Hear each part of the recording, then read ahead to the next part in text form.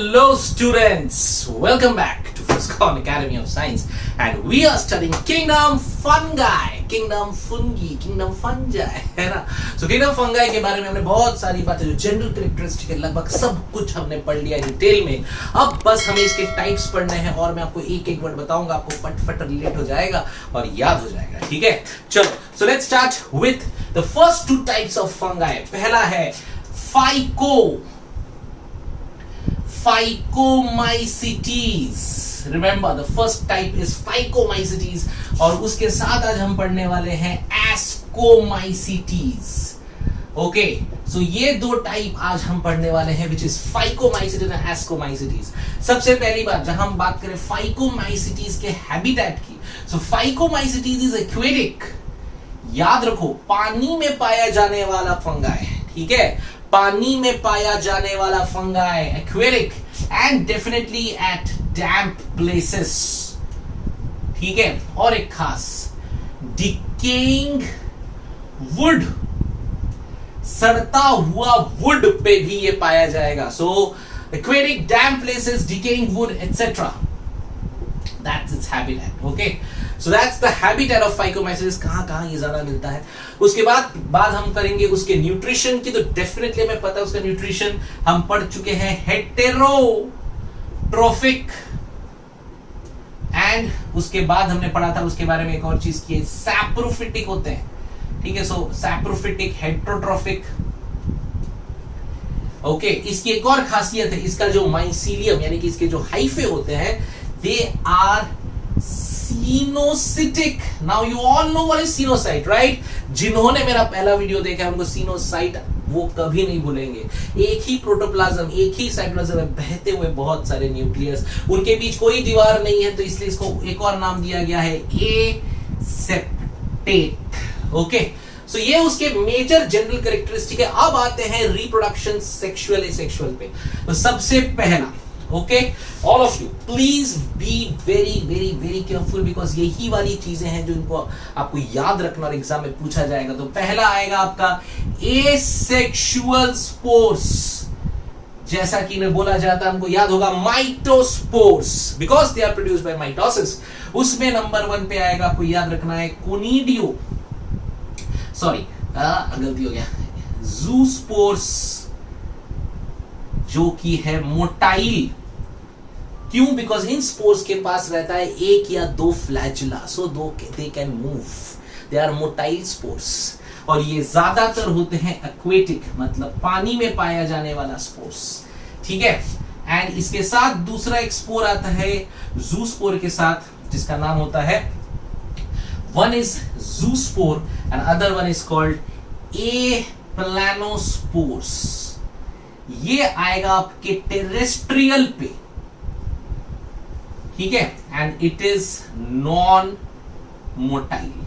तो आपको याद रखना है बहुत अच्छे से, asexual spores are zoospores, asexual spores are zoospores and aplanospores। हमें याद रखना है Phycomycetes के asexual spores के नाम बहुत इंपॉर्टेंट है, जरूर याद रखो। जूस्पोर्स, जू का मतलब ही भैया मोटाइल है, और मोटाइल है तो एक्वेटिक पे है क्योंकि वो बह के जाता है, ठीक है। And is aplanospores, they are terrestrial and they are non motile. Guys, this is very important for NEET, please remember, ये बहुत बहुत बहुत ज्यादा इंपॉर्टेंट है। तो जरूर याद रखो, एसेक्सुअल स्पोर्स इन फाइकोमाइसेट्स दो टाइप का, which is zoospores motile and aplanospore terrestrial. और जहां तक सेक्सुअल स्पोर्स की बात आती है इन फाइकोमाइसेट्स, तो फाइकोमाइसेट्स में जो सेक्सुअल स्पोर्स होते हैं उसमें हम लोग को नाम oospores, will go with that. Okay, so sexual spores यहां लिख देता हूं, सेक्सुअल स्पोर्स में कौन आएगा? oospores। Okay, so guys, this is phycomycetes for you. आपको सबसे ज्यादा इंपॉर्टेंट इस पूरे पार्ट में ये है जो आपको याद रखना है, which is zoospore and aplanospore। Zoospores are motile and they are aquatic, and aplanospores are terrestrial and non-motile. Okay, now coming to the characteristics of Ascomycetes. Number 1, okay, so Ascomycetes जो होते हैं, they are again present in humid or damp places. We can write it down like damp places, humid conditions, इन सब जगहों पे ये पाए जाएंगे ascomycetes. उनकी खासियत, उनका जो न्यूट्रिशन है, heterotrophic, saprophytic, yes it is saprophytic, it is parasitic, it is parasitic, saprophytic, and एक खास बात, इट इज ऑल्सो कोप्रोफेगस। अब आई डोंट नो आप लोग को ये पता है कि नहीं पता, but what is this thing called as, which is called coprophagous या कॉप्रोफिलस। बहुत लोग इसको कॉप्रोफिलस भी कहते हैं। What is coprophilous? कॉप्रोफिलस मतलब होता है गू में पैदा होने वाला। आहा, ठीक है, गू, शिट, यस। अगर शिट पे कुछ पैदा हो रहा है, कुछ ग्रो हो रहा है, तो हम उसे कहते हैं कॉप्रोफिलस। यस, रिमेंबर, ये जो है it can grow in dung. Okay, so remember, saprophytic, parasitic, coprophilous. ठीक है, कॉप्रोफिलस नया शब्द जरूर याद रखना, ये खासकर एस्कोमाइसिटीज में पाया जाता है, coprophilous. So what is coprophilous? It's coprophilous is very very very important, याद रखिए। कॉप्रोफिलस मतलब ग्रोज इन डंग, गंदगी, गू, शिट, पॉटी के अंदर ये ग्रो हो जाता है। As well ascomycetes. Coming to the next part is what is इसका हाइफे। तो इसका हाइफे ब्रांच्ड है, so it is septate and branched. Okay, so इसको याद रखना है। Next, coming to the most important part, the spores. अच्छा, एक बात मैं बताना भूल गया, ये जो मैंने स्पोर्स बताए थे, these are exogenous. So we coming to this part. Okay, asexual spores में पहला हम लेंगे, we'll start with asexual spores में पहला आएगा कोनिडिया या कोनिडियोस्पोर। याद रखो, कोनिडियोस्पोर। तो एसेक्सुअल स्पोर्स जो होते हैं, एसेक्सुअल स्पोर्स में पहले आएंगे कोनिडिया, विच आर कोनिडियोस्पोर्स, और ये जो होते हैं दे प्रोड्यूस्ड एक्सोजिनसली। ठीक है, सो एसेक्सुअल स्पोर्स यहां पे कौन से थे? ज़ूस्पोर एंड एप्लानोस्पोर्स, बट यहां पे वो कौन है? Conidiospores, and they are exogenous. Now what do you mean by exogenous? मतलब अगर मान लो ये आपका फंगाई है, ये ऐसा फंगाई है, तो ये कोनिडियोस्पोर ना, ये बाहर इस तरह से ग्रो होते हैं। समझ में आ रहा है क्या? सो इट इज एक्सोजिनस, बाहर, और ये गिरेगा और यहां से फिर एक नया फंगाई ग्रो हो जाएगा। Got it? सो ये जो है ये बाहर है, so that's what is called exogenous. Remember, so conidiospores और कोनिडिया, इनके स्पोर्स को बोला जाता है conidia. Remember, so conidiospores or conidia, they are produced exogenously. Very important. Asexual spores in ascomycetes, they are called as conidiospores or conidia, and they produce exogenously, body के थोड़ा बाहर। ठीक है, that's called exogenously। की खासियत है, ये बहुत कलरफुल होते हैं। ये जितने भी आपके पास कोनिडिया होते हैं, आपको याद रखना है, they are colorful. They can be brown, green, blue, pink. ठीक है, brown, ग्रीन लिख लो, मैं लिख नहीं रहा हूं, जगह नहीं इसलिए लिख लो। द कोनिडिया, जो कोनिडिया के स्पोर्स होते हैं, they are colourful, they can be brown, they can be green, they can be pink. Okay, and definitely उसकी वजह से क्या बनेगा? नया माइसीलियम बन जाएगा, जैसे मैंने बताया था। Okay, so that's the asexual spores called conidiospores. Next is sexual spores. अब सेक्सुअल स्पोर्स में इसके पास क्या आता है? It's called ascospores. Now ascospores जो होते हैं, ये ग्रो होते हैं एंडोजिनसली। मतलब डेफिनेटली इसका मतलब निकलता है कि वो एक किसी चीज के अंदर ग्रो होंगे। So how they look like? तो जब हम इनकी बात करते हैं, ठीक है, so this sac, it's called a sac, जिसका नाम होता है एसाई। सैक माने बोरा। सो इस तरह का एक ऐसा बोरा जैसा, बोरा मतलब अब बोरी, जो मतलब एक बड़ा सा बैग, ठीक है, दैट्स कॉल्ड एसाई। उसके अंदर इनसाइड इट हमने देखा था कोनिडिया में क्या था? पूरा बाहर ग्रो हुआ था, लेकिन यहां पे इसके अंदर इस तरह से फ्रूटिंग बॉडी ग्रो होती है। 1 2 3 4 5 6 7 8 खासकर इनको बोलते हैं एस्कोकार्प, जिससे निकल के बाहर आता है एस्कोस्पोर्स। तो ये आपको याद रखना है, there are 8 fruiting bodies in one asci. ठीक है, that's called sexual spores. They produced endogenously. You get the point? ठीक है, so these are sexual spore called ascospores and they are produced endogenously. मतलब सैक के अंदर. कोनिडियोस्पोर कैसा था? बाहर से निकला हुआ था. ये कैसा है? अंदर ग्रो हो रहा है. ठीक है, और अंदर में there are fruiting bodies called what? Ascocarp. क्या बोलते हैं इसको? एस्कोकार्प. और हर एक एस्कोकार्प के अंदर you will get what? Ascospores. ये एस्कोस्पोर गिर के यहां से फिर नया माइसीलियम बना के ये नया फंगाई बनाएगा. Got it? तो remember, very very important, conidia and ascospore. ठीक है, तो इन एस्कोमाइसिटीज की खासियत है ये ऐसा है, या किसी ग्रुप पे नहीं मिलेगा. ठीक है, सो एस्कोमाइसिटीज के एसेक्सुअल स्पोर्स का नाम क्या होता है? Conidiospores which produce exogenously, they are colourful. And sexual spores का नाम होता है ascospores.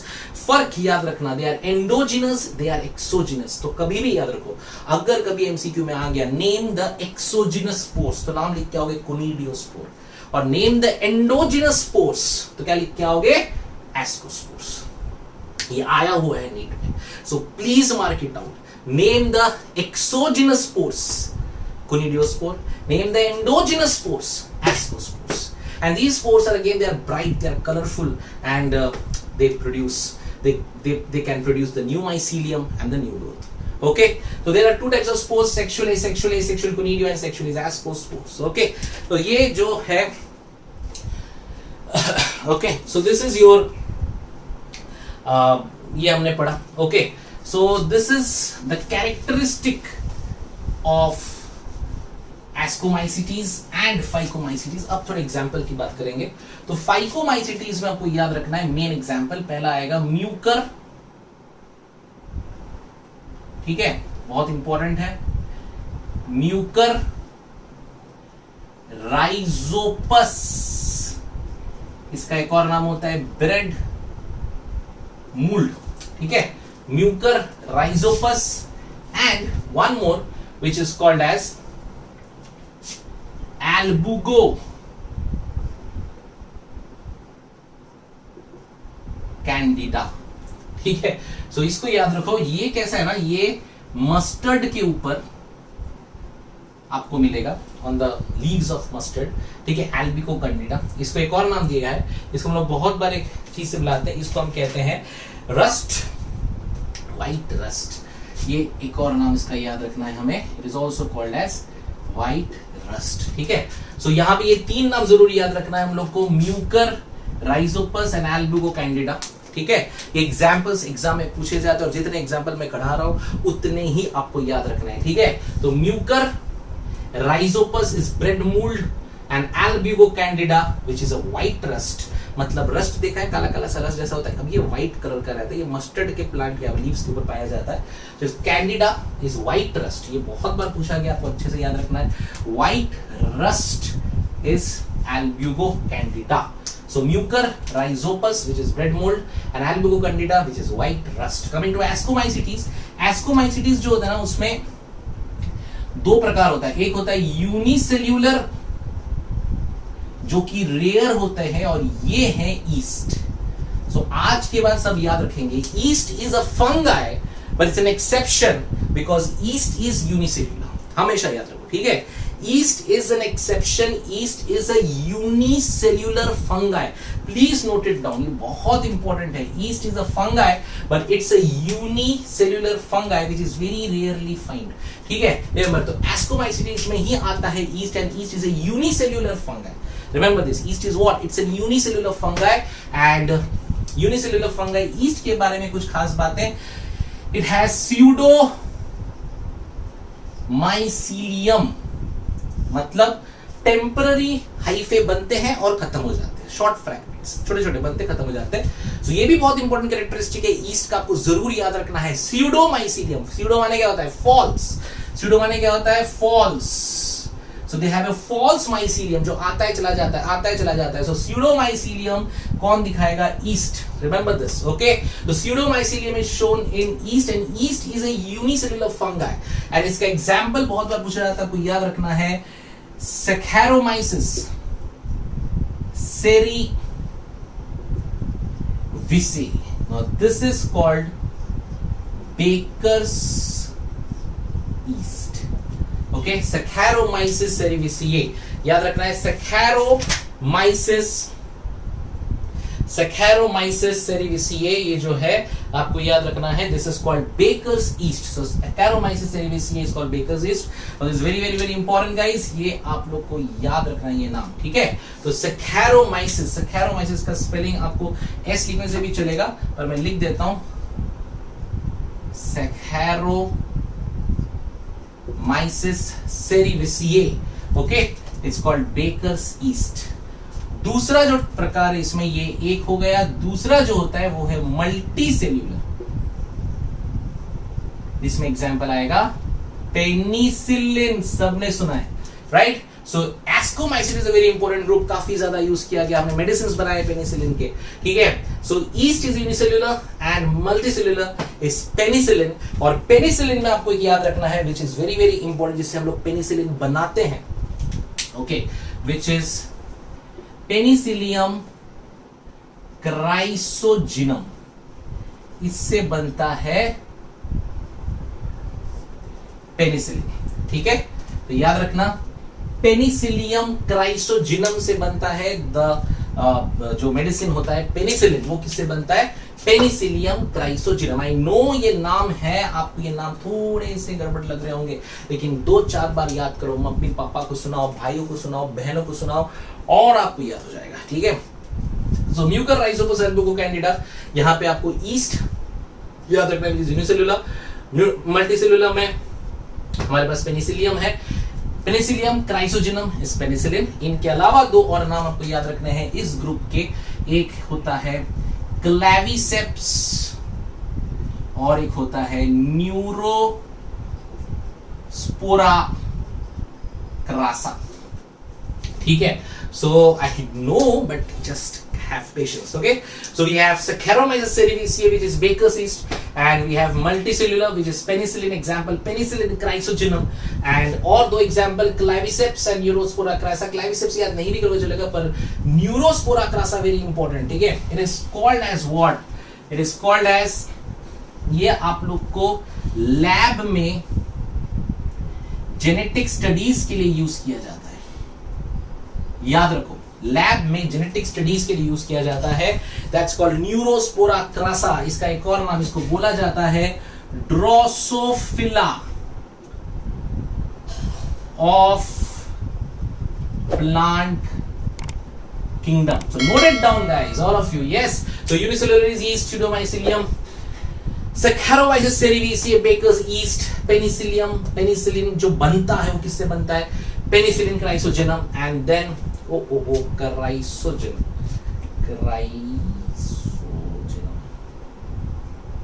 Yeah. And then we have Neurospora crassa, which is lab, जो लैब्स में जेनेटिक स्टडीज के लिए यूज किया जाता है. It is also called as drosophila of plant kingdom, ठीक है.